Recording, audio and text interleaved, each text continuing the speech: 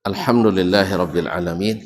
Wassalatu wassalamu ala nabi sadiqil amin wa ala alihi tayyibin wa azwaji tahirati ummahatil mu'minin wa ashabihi alqadatil ghurril mayamin wattabi'ina lahum bi ihsanin ila yaumiddin, amma ba'du. Fa'usi nafsi wa iyyakum ayyuhal muslimun bitaqwallahi azza wa jal fa innahu qad fazal muttaqun. Ya ayyuhalladzina amanu taqullaha haqqa tuqatih wa la tamutunna illa wa antum muslimun. Bapak dan ibu-ibu, saudara dan saudari, kaum muslimin dan muslimat, jemaah salat maghrib dan insyaallah isya di Masjid Raya Bangkinang, jazakallahu khair, ataupun yang menyaksikan melalui media dimanapun berada, yang saya muliakan, yang saya hormati, yang saya cintai. Alhamdulillah, adalah nikmat yang besar yang Allah berikan kepada kita, nikmat iman dan nikmat Islam. Kemudian usaha kita untuk sentiasa berada di majelis-majelis yang menguatkan iman dan Islam kita, itu majelis ilmu. Wa dzakir fa inna dzikra tanfa'ul mu'minin. Ma'asyiral muslimin, ma'asyiral muslimat yang rahmati Allah, selawat dan salam kepada baginda Nabi sallallahu alaihi wasallam yang sentiasa menghasung kita, memotivasi kita untuk selalu menambah ilmu atau mengulang-ulang dan murajaah ilmu.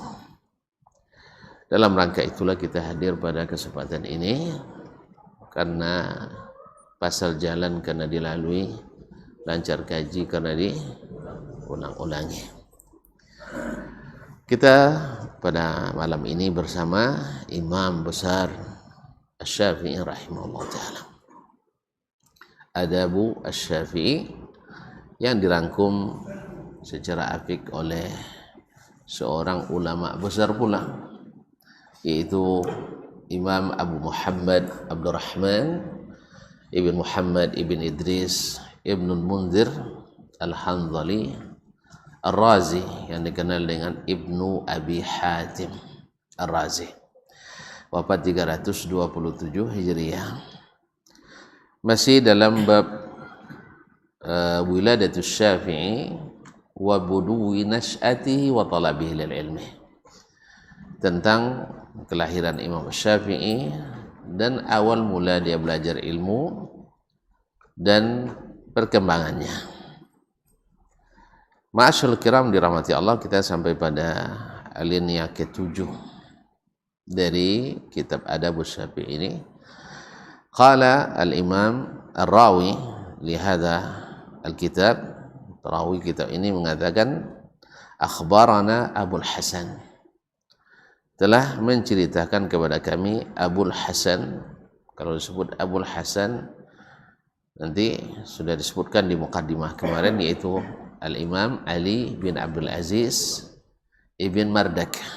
Ali bin Abdul Aziz ibn Mardak, salah seorang perawi kitab ini dari Ibnu Abi Hatim rahimahullah ta'ala, atau murid Imam Ibnu Abi Hatim. Qala akhbarana Abdurrahman, telah menceritakan kepada kami Abdurrahman, yaitu penulis Abdurrahman ibn Abi Hatim Ar-Razi. Qala hadatsana Ar-Rabi' ibn Sulaiman, telah menceritakan kepada kami Ar-Rabi' ibn Sulaiman. Rabi' ibn Sulaiman Al-Muradi Al-Mu'adzin, murid Imam Asy-Syafi'i rahimahullah ta'ala, yang kisahnya dengan Imam Syafi'i banyak. Pada dalam suatu kesempatan Imam Asy-Syafi'i rahimahullah menjelaskan masalah di antara masalah fikih.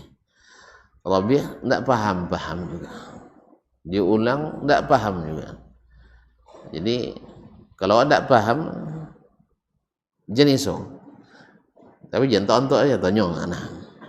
Apalagi kalau salah salah paham. Kalau salah paham itu harus lebih ditanya.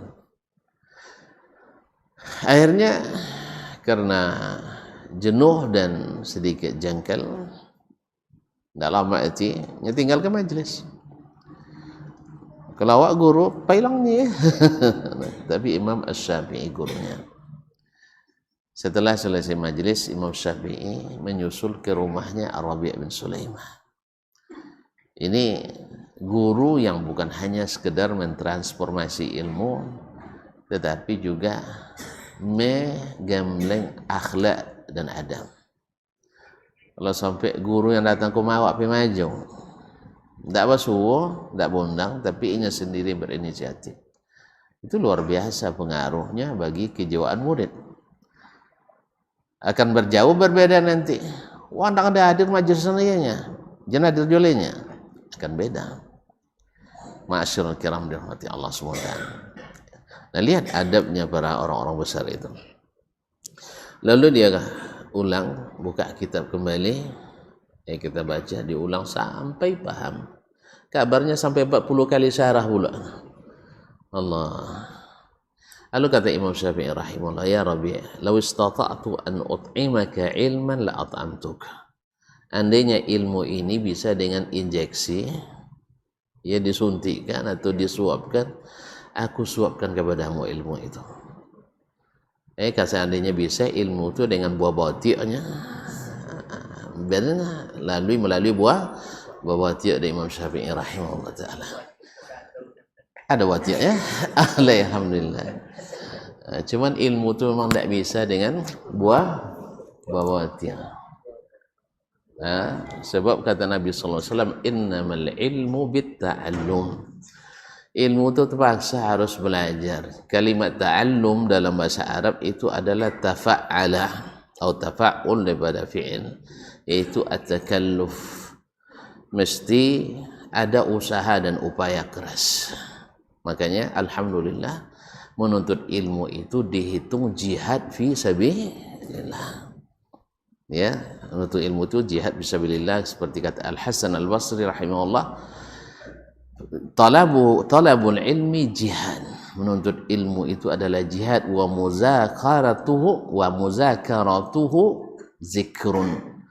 Sedangkan bermuzakarah ilmu itu adalah zikir. Kita sekarang berada di majelis zikir dan insyaallah jihad fi sabilillah. Jadi itu kan Syafi'i, andainya bisa disuapkan, saya suapkan. Cuman sayang ilmu ini tidak bisa disuapkan, apalagi dititiskan. Ya, apalagi dititiskan atau dititipkan kepada buah tadi. Jadi kaum muslimin dan muslimat dirahmati Allah. Apa kata Rabi' bin Sulaiman? Ini murid yang langsung mengatakan, sami'tu Syafi'iyyah yaqul. Saya mendengar Imam Asy-Syafi'i berkata, qadimtu ala Malik wa qad hafiztul Muwatta' zahiran. Saya datang atau saya mendatangi Malik, yakni Imam Malik, gurunya. Ya, salah satu guru besar Imam Asy-Syafi'i. Dan memang besar. Kalau dalam pelajaran kita bersama Imam Al-Baji kemarin, ketika Imam Al-Baji menasihati anaknya, jangan kalian beragama itu taklid kepada siapapun. Ini orang mewajibkan taklid kepada siapapun. Kalau Imam Syafi'i, para ulama melarang taklid kepada siapapun kecuali Rasulullah sallallahu alaihi wasallam. Ini orang mempertanyakan pula, itu tuh orang tuh imamnya siapa dan beragama? Kalau kita kepada Rasulullah, enggak, harus ada imamnya. Harus ada imamnya, diambil imam abad keempat, abad kelima, abad keberapa lah. Nah, imam kita adalah Rasulullah sallallahu alaihi wasallam. Kemudian wasilah kita sampai kepada imam kita itu adalah para ulama kita. Para ulama, imam-imam mazhab atau imam yang tanpa mazhab. Itulah jalan kita menuju mereka. Oh, bisa kalian paham hadis langsung? Sangat cuy, tidak paham hadis langsung pula kami. Ya kan? Semua kita memang melalui ulama. Cuman kita dilarang taklid kepada ulama. Karena itulah pesan ulama yang sesungguhnya. Pesan seluruh ulama itu melarang taklid buta. Kalau taklid tidak buta, tidak apa orang. Nya buta. Sekali dasman tetap dasman. Itu yang tidak boleh. Sekali dasman tetap dasman. Kalau tidak ikut dasman berarti tidak ikut sunnah. Itu yang masalah. Kalau tidak ikut dasman berarti tidak sunnah. Itu keliru. Kalau tidak ngaji masjid raya berarti tidak sunnah. Kalau ngaji masjid raya berarti tidak. Ini yang tidak boleh seperti ini kaum muslimin. Sunnah itu bukan dipakukan di masjid, bukan dipasukan pribadi, bukan pada perusahaan, tidak. Maka Imam Nawawi sebutkan as-salaf ahlus sunnah itu bisa berada di bidang apapun, di kalangan muhandisin, ahli teknik bisa, ada pengikut salaf di situ, pengikut ahli sunnah, di advokat ada, di insinyur-insinyur ada, apalagi di kalangan tulabul ilmi asy-syar'i. Jadi tidak bisa dipatok. Oh kalau tidak ngaji, terpaksa Madinah pergi ke Masjid Raya ngaji di. Ya sih. Atau jangan sambil kalau tidak ngaji Masjid Nabawi berarti tidak pengikut sunnah. Berarti terpaksa dia orang Kinang harus kalau tidak pernah pengaji Masjid Nabawi tidak sunnah. Ini berbahaya seperti ini. Ini tahzibun nas. Tahzibun nas, ini keliru besar. Jadi kaum muslimin dan muslimat dirahmati Allah SWT. Imam Malik rahimahullah, Imam Syafi'i rahimahullah berguru pada Imam Malik, dan Imam Malik seperti kata Al-Baji tadi, tidak ada imam mazhab yang di masa mereka hidup, mereka yang paling tinggi martabatnya di bidang fikih dan hadis kecuali Imam Malik rahimahullah. Sudah kita jelaskan kali ya. Imam Ahmad di hadis dia puncaknya, tapi di fikih masih masih di bawah Imam Syafi'i rahimahullah. Si gurunya Ishaq bin Rahuya masih sejawat yang bin Rahuya, Al-Lais bin Sa'ad. Imam Abu Hanifah di fikih di masanya luar biasa, dia yang rajanya, tapi di hadis masih banyak kalah oleh imam-imam Sufyan Ats-Tsauri, Ibrahim An-Nakhai, Al-Auza'i dan lain-lainnya. Kemudian Imam Asy-Syafi'i di fikih paling hebat pula di masanya dan juga di hadis, tetapi masih kalah juga oleh muridnya Ahmad bin Hanbal rahimahullah. Tapi Malik di masanya dia yang paling tertinggi di hadis dan dia yang paling tinggi di fikih. Maka Imam Al-Baji mengatakan, kalau kau mesti juga taklid wahai anakku, maka taklidlah kepada Malik ibn Anas, karena beliau terkenal dengan fikih dan sunnahnya, dan terkenal keras positif untuk bertahan di atas sunnah Nabi SAW dan menjaga ilmunya, menjaga kehormatan ilmu, sampai-sampai Khalifah meminta dia mengajar di istana. Kalau kita dapat tawaran itu, masya Allah, langsung baru masuk pintu istana ada selfie kita. Lihat, saya sudah berada di pintu istana. Padahal pemeriksaannya luar biasa, protokolnya luar biasa. Tapi Imam Malik enggak. Kalau ilmu didatangi, bukan diantarkan. Kalau anakmu mau belajar di sini di Masjid Nabawi, sama-sama dengan anak kaum muslimin. Khalifah minta khususkan tempat bagi mereka. Ini kan para pangeran ini. Jawaban Imam Malik, ilmu tidak membedakan kasta, ilmu tidak membedakan ras, ilmu itu menyeragamkan. Dan akan terlihat siapa yang paling berprestasi, itulah yang paling patut di depan. Allah musta'an. Inilah Imam Malik rahimahullah ta'ala benar-benar menjaga izzatul ilmi. Izzanya ilmu. Dia didatangi oleh seorang ahli zuhud, ahli ibadah. Malik, kamu ini terlalu banyak interaksi dengan orang. Ayo beribadah sajalah. Ini buang-buang waktu. Dia juga tidak merendahkan orang, tetapi juga tidak cepat bisa ditaklukkan. Benar. Kamu melakukan ibadah itu adalah kebaikan. Sampai dia mengatakan ada orang yang dibuka baginya pintu solat, ada yang dibukakannya pintu sedekah, ada yang dibukakan baginya pintu dakwah, pintu ilmu, ada yang dibuka pintunya ibadah. Wa arju ayyakuna kull jilana ala khair. Saya berharap mudah-mudahan kita sama-sama dalam kebaikan. Tentu saja Imam Malik namanya bernasab sampai hari ini karena ilmu nasab terpanjang. Sedangkan yang tadi menasihatinya nasabnya tidak bersambung. Ya, di antara kita kan tidak ada yang mengetahuinya kan, atau kebanyakan umat tidak mengetahuinya. Andainya Imam Malik menyendiri dulu, berkhalwat beribadah, tidak berinteraksi dengan para penuntut ilmu dan menyebarkan ilmunya, mungkin Imam Malik juga ikut di antara yang tenggelam. Tapi memang bintang itu memang harus disaksikan oleh orang ramai. Semoga Allah SWT merahmati semuanya. Amin ya rabbal alamin. Baik. Jadi Asy-Syafi'i rahimahullah berkata, qadimtu ala Malik, saya mendatangi atau datang kepada Imam Malik, wa qad hafiztul Muwatta, dan saya sudah hafal kitabnya Al-Muwatta. Imam Malik penulis kitab Al-Muwatta, di antara kitab-kitab hadis yang utama dan pertama-tama ditulis oleh para ulama yang secara sistematis. Lalu Imam Malik mensyaratkan siapa yang nak belajar kitab ini kepadanya mesti dulu membacanya sampai selesai. Datang saya misalnya, Imam, saya nak belajar kitab Al-Muwatta, kamu udah baca atau belum? Belum. Selesaikan baca dulu baru datang. Kalau awak sampai contoh itu deh, payah banu nak gurunya, lainnya lah. Gitu memang azam orang dulu beda memang dengan kita kaum muslimin. Makanya bagian ilmu mereka memang beda pula dengan kita. Ya, walaupun demikian ramai orang yang membaca kitab Al-Muwatta dengan Imam Malik, ramai mereka yang meriwayatkannya.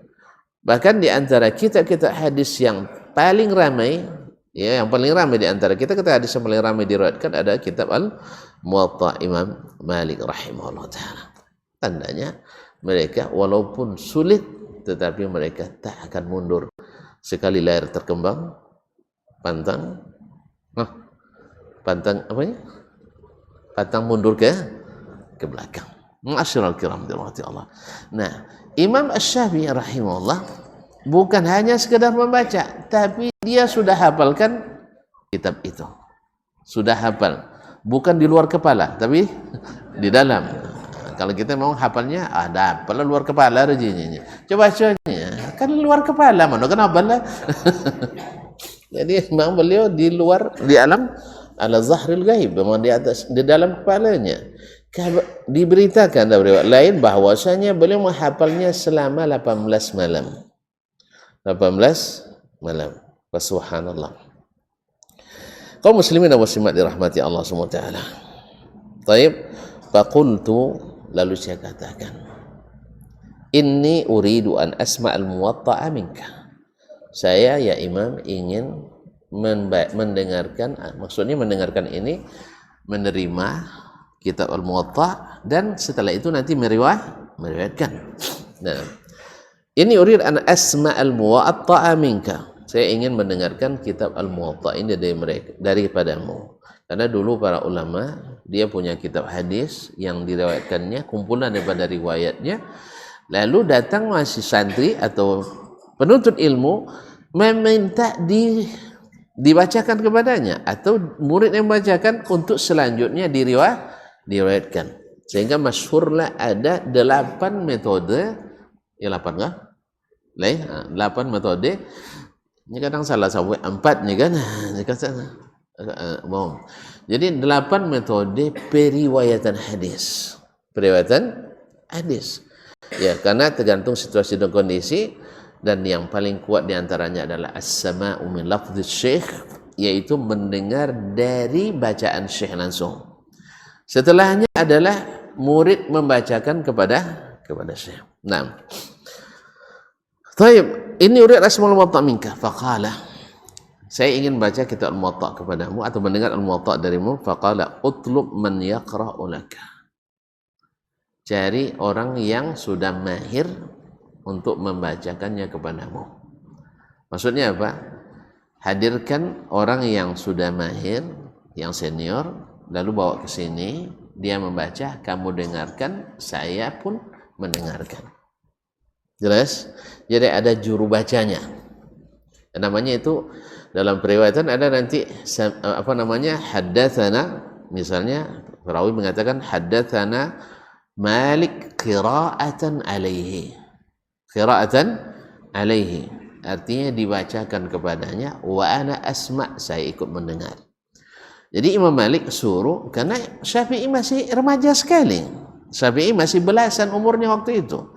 Ya, umurnya masih belasan. Tiba-tiba datang ke syekh besar. Imam Syafi'i lahir lupa 150. Imam Malik wafat tahun 179.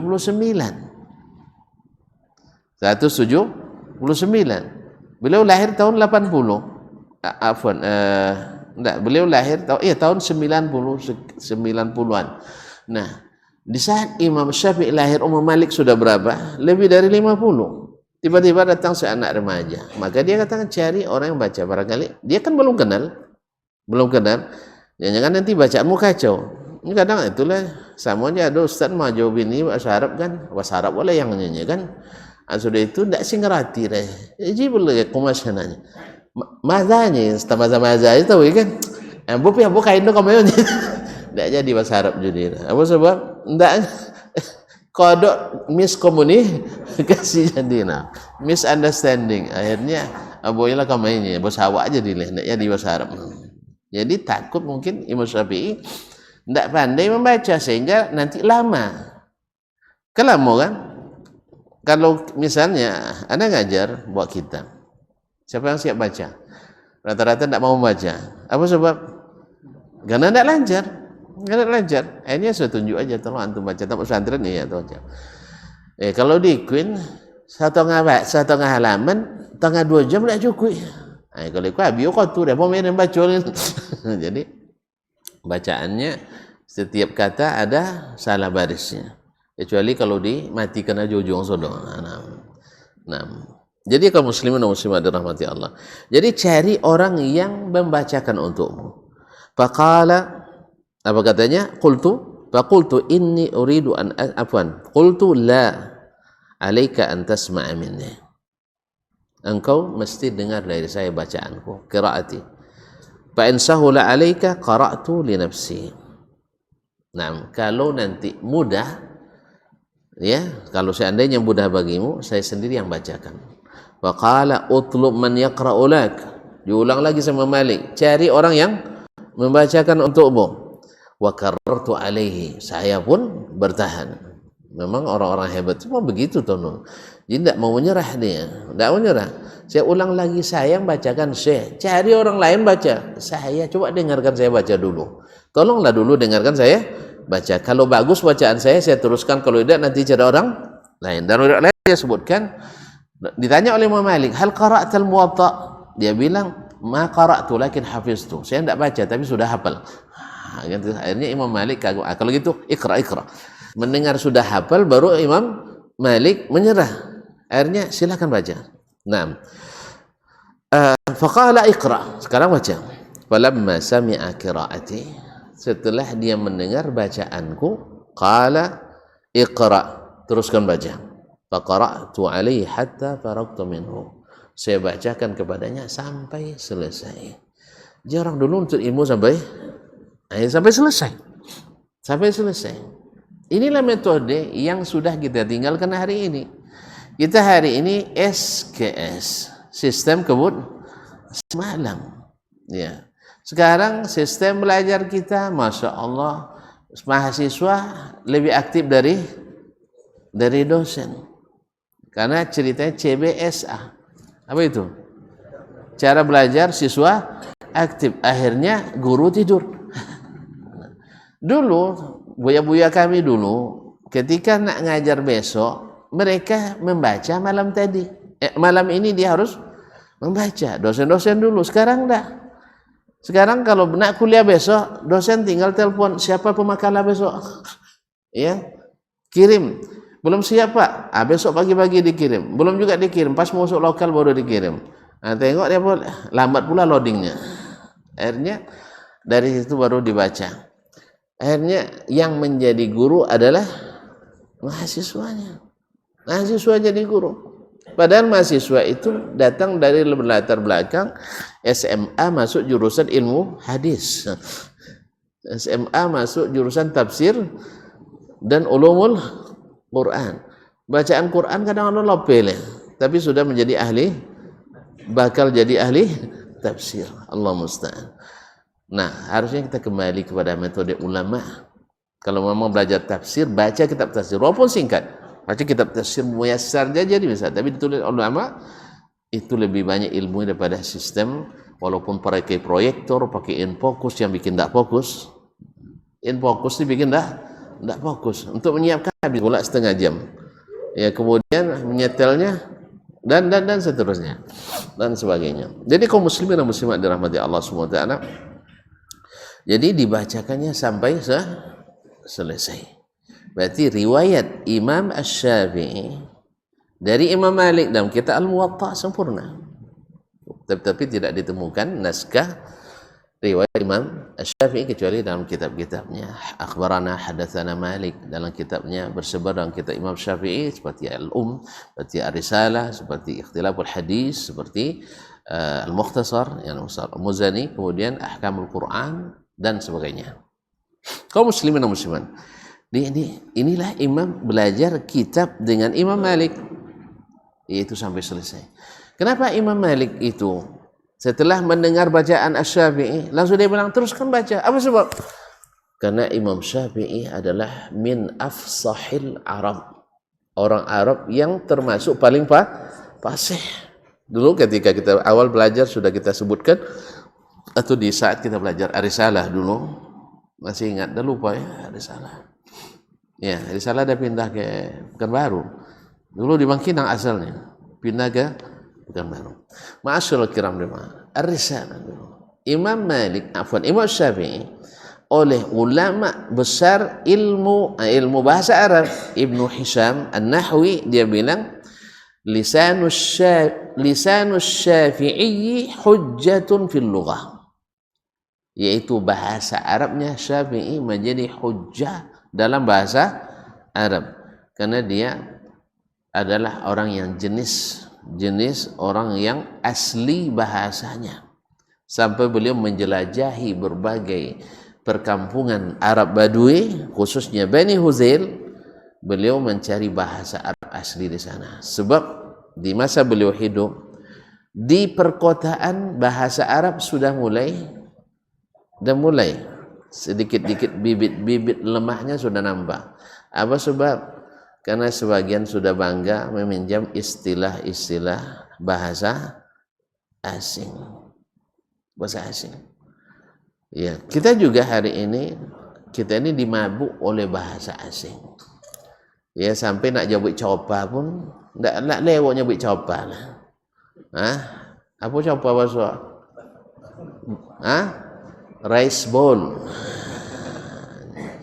Kalau nasi tak loncopan tak bayu saja. Nasi copan ya. Tak mahal lah mau ibunya, tapi kalau sudah rice bowl berapa? 80.000. Makanya jangan bangga juga bahasa Inggris dulu ya. Ya, kalau untuk bangga-bangga jangan mahir. Ayu tonton minta komandan sember gratis. Tapi kalau sudah jadi mineral water nomo, dia minimal 3.000. Allah musta'an. Jadi kalau bahasa Oppo lah salah bahasa Inggris pasti mahir. Tapi kalau bahasa Arab muah. Makanya kalau kuliah bahasa Inggris mahal, kursus bahasa Arab muah. Awak nak memuah awak, bawa awak mahalkan barang kita murahkan. Masuk sekolah, anak sekolah umum, Masya Allah, Bapa Bayu muah sekali konya Ustaznya 1.80 jutanya. Nolam piatu kini 1.80. Hati masuk pesantren, Bapa pangkal Ustaz 10 juta mah ndak bisa kuang lah. 10 minta kuang. Ya, sedangkan 1.80 masuklah kuang. Jadi Allah musta'an. Apa sebab? Nya pakai bahasa Inggris. Awak pakai bahasa Arab. Allah musta'an. Baik, akhbarana Abu Hasan. Syekh melanjutkan dalam riwayat Abu Hasan Ali bin Abdul Aziz bin Mardak, Qala akhbarana Abu Muhammad, telah menceritakan kepada kami Abu Muhammad Ibnu Abi Hatim rahimahullah Abdurrahman. Qala akhbarani Abdullah ibn Ahmad bin Hanbal, telah menceritakan kepadaku Ahmad bin Abdullah bin Hanbal, Abdullah bin Ahmad bin Hanbal, anak Imam Ahmad, fi ma kataba ilayya, dalam tulisan yang dia kirim kepadaku. Jadi mereka juga ada namanya al-mukatabah, salah satu dari bentuk riwayat yang 8. Ada 8 tadi ya. Salah satunya adalah al-mukatabah. Qala abi. Dia berkata, qala abi, bapakku berkata. Bapaknya siapa tadi? Imam Ahmad bin Hanbal. Qala Asy-Syafi'i, Imam Asy-Syafi'i berkata, ana qara'tu ala Malik. Saya membaca kitab Al-Muwatta kepada Malik. Wa kana yu'jibuhu qira'ati. Malik sangat kagum dengan bacaanku. Qala abi, bapakku berkata, li'annahu kana fasihan. Imam Ahmad mengakui Imam Asy-Syafi'i itu orangnya fasih. Orangnya fasih, tidak ada lahannya. Ya, ada seorang, banyak di antara yang hadir di majelis Imam Asy-Syafi'i ahli bahasa Arab, mencoba mencatat kalau ada kesalahan Imam Asy-Syafi'i dalam bahasa, tidak dapat. Bayangkan, tidak dapat kesalahan Imam Asy-Syafi'i dalam bahasa Arab. Dia ceramah, padahal dia ceramah ini ceramah bebas misalnya, karena dia kan juga mensyarah, tidak ditemukan salahnya bahasa Arab. Kalau kita, masya Allah, ada kawan iseng pula, kawan iseng mencatat kesalahan syekh dalam satu kalimat tatap muka. Ada suka menyebut kalimat yakni, sekonto yakni, yakni. Dia hitung dek kawan, selama sejam setengah tu tercatatlah syekh menyebut yakni 1-3 boleh kalinya. Anak seorang lain kah? Aywa naam. Dia hitung dek kawan. Allah biar pada itu 166-nya. Allah musta'an. Itu dapat deh. Kira-kira dapat pelajaran rumah. Mencatat aywa naam juga lagi kan? Yakni catatnya. Ya, ada nakal-nakal sekete. Ya, nakal-nakal sekene. Allah musta'an.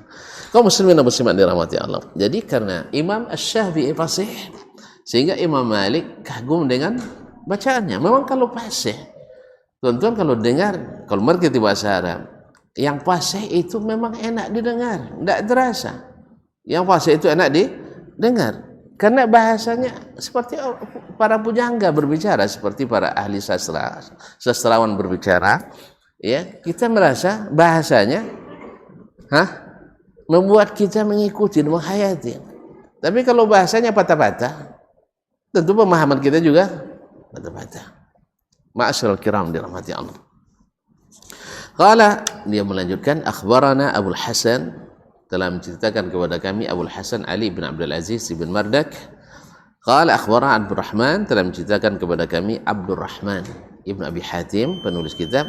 Qala haddatsana Yunus bin Abdul A'la, telah menceritakan kepada kami Yunus bin Abdul A'la, yakni Yunus bin Abdul A'la As-Sadafi Al-Misri. Yaitu ini teman dan juga sekaligus adalah muridnya. Qala li Asy-Syafi'i.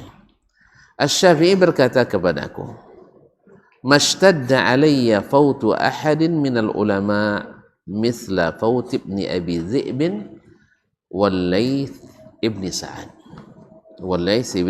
Sa'ad. Berkata Imam Asy-Syafi'i rahimahullah, saya tidak tidak merasakan kesedihan yang mendalam karena tidak bertemu dengan seorang ulama seperti kesedihan saya tidak bertemu dengan Ibnu Abi Dhi'b dan Al-Laits ibn Sa'ad. Al-Laits ibn Sa'ad. Kenapa? Ibnu Abi Dhi'b itu Muhammad ibn Abdurrahman ibn Abi Dhi'b Al-Madani. Beliau ini ada seorang ulama fikih dan hadis besar di Madinah. lebih senior dari Imam Malik ibn Anas. Cuman ya nampaknya memang kalau di suatu tempat itu ada dua matahari, ya sepertinya terjadi juga an-nufrah, semacam apa namanya, semacam perlombaan yang kurang sehat juga. Ditambah lagi dengan hasungan dan hasutan para murid. Jadi antara Imam Ibn Abi Dhi'b dengan Imam Malik kurang mesra juga, walaupun lebih senior Imam Ibn Abi Dhi'b. Ya tadilah gara-gara berselisih dalam suatu masalah, kadang-kadang tidak perlu diperbesar tapi dikasih minyak, dikomporin. Makanya tukang-tukang buah kompor lu, buanglah kompor lu. Ya, kalau kan menjadi pemane-mane, jangan jono dalam bab ilmu lah. Berarti antum bukan ahlinya. Tidak usah ikut dalam dakwah lagi. Ya kalau pandai pokoknya tukang batukangnya lah. Kalau tukang buah kompor, kamu saji mau kompor jo, perapat mau kompor jo. Zaman kini tidak perlu bawa kompor, ya berapat lah nyala nawu bisa digoput sodonya. Dulu ya dia sambil nunggu sholat sih rapat ada apa namanya kompor jangan ayu. Gini tidak tinggal pasannya lah. Kemudian petugas lado. Jadi dia tukang kompor. Banyak ulama korban gara-gara kompor. Awak kasihan kaum muslimin dan muslimat dirahmati Allah. Apalagi yang kadang sering korban yang senior pula. Karena apa? Memang pemane biasanya non senior. Ya non juniornya kan tidak kena mulai melawan. Anan junior senior menggalabang kodok. Gara apa? Di bensin. Anyo lamo ndak duit. Jadi oleh sebab kaum muslimin dia harap kepada kita para penuntut ilmu masyarakat, jangan bawa kompor pergi belajar. Nah, yang pergi bawa kompor, bawa AC.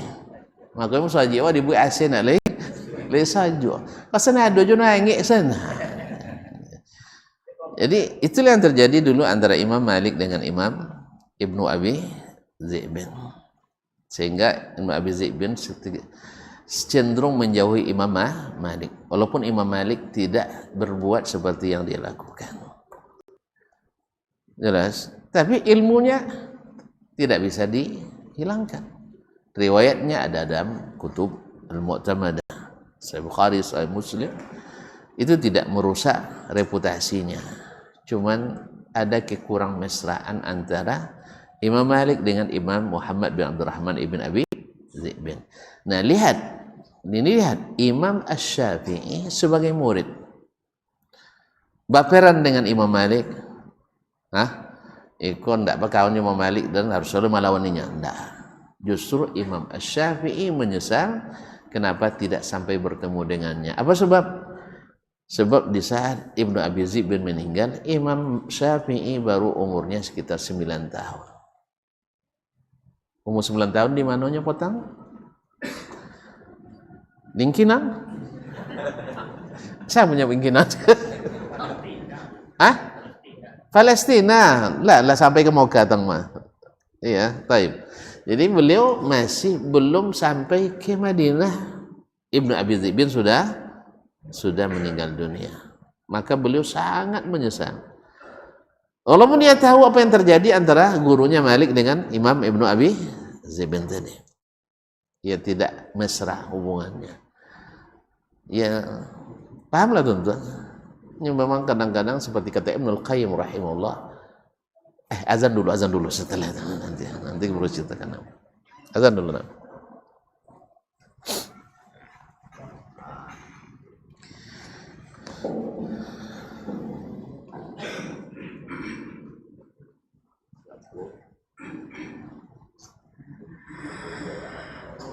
Allahu Akbar, Allahu Akbar. Allahu Akbar, Allahu Akbar. Asyhadu an la ilaha illallah. Asyhadu an la ilaha. Asyhadu an la ilaha illallah.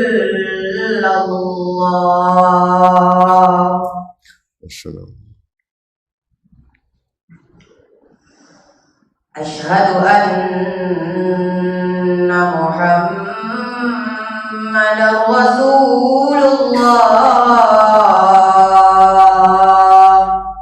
Asyhadu an Asyhadu anna Muhammadar Rasulullah. Asyhadu an Hayya 'alas salah.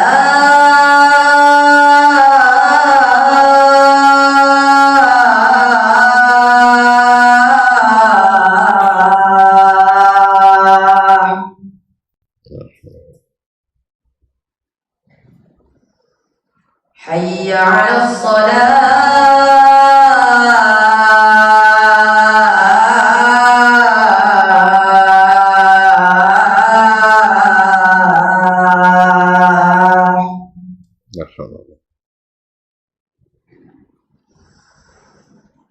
Hayya 'alal falah.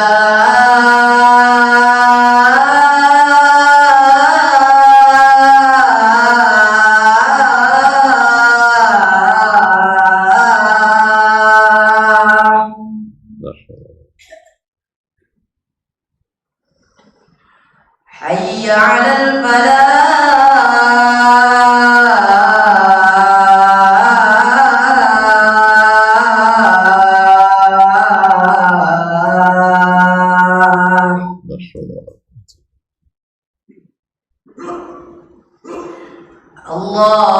Allahu Akbar, Allahu Akbar. La ilaha illallah.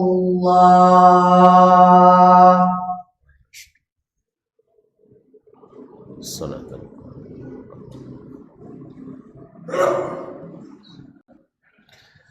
Masyaallah muslimin, cerita siapa tadi? Saya lupa pula. Terakhir tadi.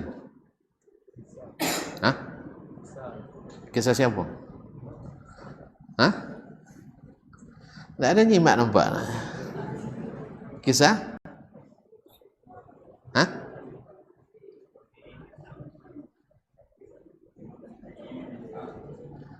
Ah, enggak. Yang terakhir tadi. Hah? Subhanallah. Awak dengar urusan nanti ni. Jadi kaum muslimin dan muslimat dirahmati Allah. Kan kisah tergantung tadi. Nah. Bukan. Nah, balik ke Dona ingat nanti. Jadi Imam Syafi'i rahimahullah ta'ala mengatakan, saya tak pernah menyesal mendalam seperti menyesal tak bertemu dengan tak pernah menyesal tak bertemu dengan seorang ulama seperti menyesal saya tidak bertemu dengan Ibnu Abi Zi'b. Lalu kita sebutkan tadi Ibnu Abi Zi'b terjadi hal yang antara dia dengan Imam Malik, tapi Imam Asy-Syafi'i tidak ikut-ikutan. Yang terjadi antara guru dengan guru, ya, antara guru dengan guru. Paham ya? Awak enggak, alung guru nak bantah, awaklah masuk. Alung guru nak bantah, awaklah nak masuk. Memang ada di setiap zaman itu ada. Imam Al-Bukhari diadu-adu oleh murid-muridnya dengan gurunya Muhammad bin Yahya Az-Zuhli. Sampai-sampai gurunya marah besar kepadanya. Padahal Imam Al-Bukhari tidak melakukan apa-apa. Tapi begitulah fitnah. Oleh sebab itu jangan kita menjadi bagian daripadanya. Maka Imam Syafi'i rahimahullah ta'ala, andainya dia gara-gara Imam Malik tidak berbaikan dengan imam, dalam tanda petik berbaikan ini benda bantah duk siapa maksudnya, tidaklah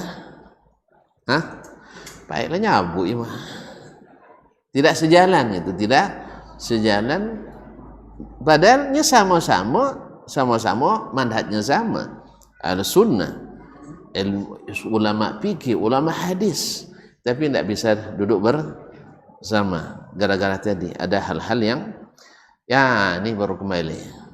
Sebab di antara para penuntut ilmu itu kadang-kadang banyak yang panah yang salah sasaran, hasad yang salah sasaran, kecuali orang yang diselamatkan Allah SWT. Kata Imam Ibnul Qayyim rahimahullah, perkataan Imam Ibnul Qayyim, ia mengatakan at-taisu fi man ishtaghala bil ilmi asyaddu minhu fi ghairihim. Hasad yang salah alamat itu, asal kalimat taish itu adalah sasaran panah yang meleset. Harusnya panah itu tidak ditujukan ke situ, tapi ditujukan ke situ. Harusnya kemarahan itu tak diberikan pada orang ini, tapi dimarahi juga. Gara apa?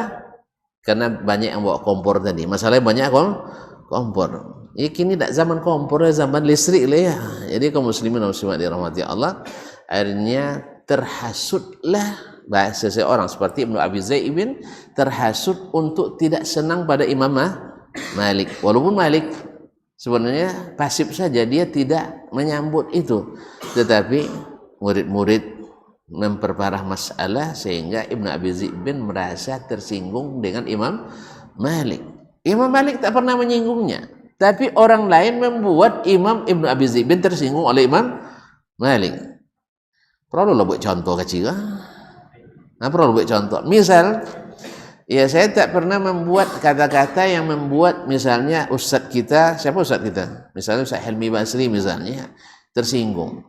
Tapi ada di antara yang hadir bapo coro dasman nak babanta Ustaz Helmi. Kadang-kadang ada ucapan yang bukan itu yang dimaksudkan. Adibor ya. Sabu itu Ustaz Helmi nak ngeratinya Ustaz hadis dunia. Ya, tentu bau. Buat kawan, mentang-mentangnya jurusan hadis, kecil nu ndak ngerti hadis deh. Ti soalnya apa sujudan leh. Telepon Ustaz, makan wak. Sakit danyanya. Sabu sakit, sono sakit hati. Apa sebab? Kawasan kawan lebih ibu hati, bos sabu ndak pandai ndak pandai hadis. Itulah semacam itulah. Artinya Imam Malik tidak sengaja untuk mengatakan sesuatu, tapi orang lain yang memang non batam baru kalau buat nyuang setu dan wang kini gay, kalau nak batambah kin berita, kalau nak bakuang kin piti, kalau piti kin kuang ya wakin sejuta loh cunyanya kesana sejuta kita tak pakai dan dua tuinya. Awak tak sasaknya nya ndaklah babi upah di wangin kira kan tu masalah. Kalau babi upah kira memang bawa warung tu istilahnya jasa baik aja kan. Ya akhirnya lah tak pakai dua itu. Tapi kalau berita kin dua itu sampai 320. Ya, paknya gitu. Allah musta'an. Oleh sebab itu jangan tukang bawa berita yang tidak baik-baik. Boleh berita yang baik-baik. Termasuk kepada penguasa.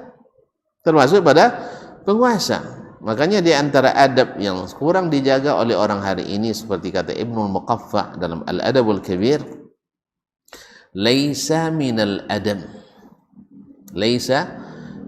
adab an taghtaba khusumuka inda man ladaihi sultan.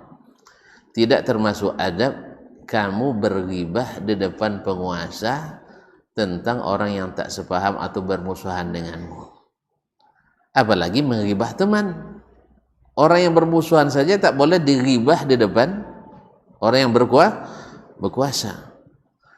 Kecuali masalahnya masalah kepentingan negara itu urusan lain, tapi menghasung dan menghasut penguasa untuk berbuat zalim kepada saudara kita yang notabene akan merusak kebaikan agama, bangsa dan negara, ini adalah termasuk adab yang kurang, adab yang rendah. Oleh itu kaum muslimin muslimat dirahmati Allah SWT, mudah-mudahan kita dijauhkan dari hal-hal tersebut. Nah, ini induk Abi Zaibin, ya. Jadi Imam Syafi'i rahimahullah sangat menyesal tidak bertemu dengannya karena dia sudah wafat sebelum Imam Asy-Syafi'i ke Madinah. Kemudian Wal-Laits ibn Sa'ad, dan yang kedua ada Al-Laits ibn Sa'ad. Kenapa? Ya, sama-sama duanya imam besar hadis dan fikih di masanya. Imam besar hadis dan fikih di masanya. Cuman Al-Laits, kenapa Imam Syafi'i tidak bisa bertemu? Karena beliau ke Mesir, Al-Laits sudah meninggal. Sudah meninggal. Karena Imam Asy-Syafi'i baru ke Mesir tahun 198. Afwan. 198. Anak kira tadi 1900 ya. 198 Hijriyah.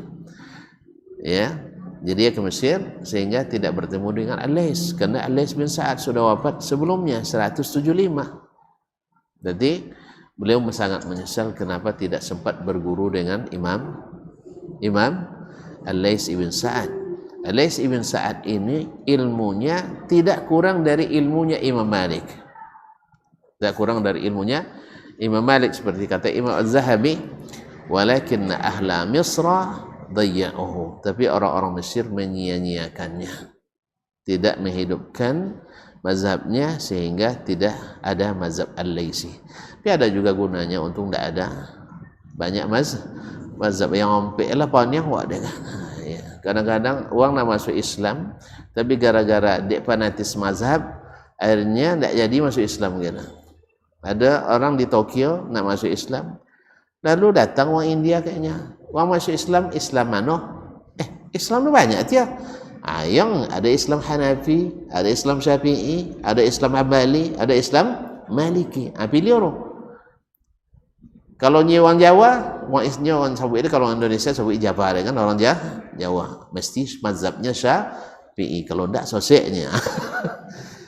Ini yang merusak itu jadinya kaum muslimin dan muslimat. Islam tu satu. Makanya Islam tu ke alif lam jangan pakai nakira. Nanti nakira bisa mudhafun ilaih. Bisa tambah-tambah. Jadi al-Islam itu satu. Maka imam kita satu. Imam Syafi'i jembatan kita menuju Imam Muhammad bin Abdullah sallallahu alaihi wasallam. Imam Malik jalan kita menuju Nabi Muhammad sallallahu alaihi wasallam. Makanya seluruh imam berpesan, bila pendapatku bertentangan dengan perkataan Nabi, maka buang pendapat saya. Sudah selesai. Tanpa diwajibkannya uang untuk selalu sekali Syafi'i tetap Syafi'i. Dan ternyata juga ada yang bisa 100% Syafi'i. Sah? Ya, yang mengaku harus bersyafi'i, tidak juga selamanya mengikut mazhab Imam Syafi'i. Jadi sebenarnya ujung-ujungnya adalah sesuai dengan hawa. Kalau kita tidak, kita kembali betul-betul ke Nabi sallallahu alaihi wasallam. Nabi katakan, kita katakan. Nabi tiadakan, kita tiadakan. Orang buat banyak belum tentu menyelamatkan. Ya, banyak belum tentu menyelamatkan. Bahkan siapapun yang mengikuti dalil-dalil syari Al-Quran dan Sunnah, kebanyakan itu adalah menyesatkan. Walakinna aktsarun nasi la ya'lamun. Kebanyakan manusia tak mengetahui. Aktsarun nasi la yafqahun. Tidak paham. Aktsarun nasi la yaqilun. Kebanyakan tidak memikirkan. Dan seterusnya. Oleh sebab itu kaum muslimin dan muslimat dirahmati Allah, yang menjadi patokan itu bukan kebanyakan, tapi adalah kebenaran. Oh, kebenaran dari Allah saja kita enggak tahu. Al-haqqu min rabbik. Kebenaran hanya dari Rabbmu. Jadi kalau dibaca ada al-haqqu min rabbik fala takunanna minal mumtarin. Jangan jadi orang ragu. Anda sekarang tidak bisa memutuskan mana yang benar mana yang salah. Orang yakin apa orang ragu? Orang ragu.